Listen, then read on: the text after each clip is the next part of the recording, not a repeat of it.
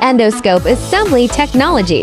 The inspection of the endoscope before leaving the factory is crucial. In this inspection step, it is necessary to detect three aspects: illuminance, color, temperature, current, and also need to pass a specific imaging test to ensure that the endoscope image is complete and clear. Illuminance refers to the intensity of the light provided by the endoscope during the inspection, usually a measure of the intensity of the light emitted by the lead. The color temperature is a measure that describes the color of the light source.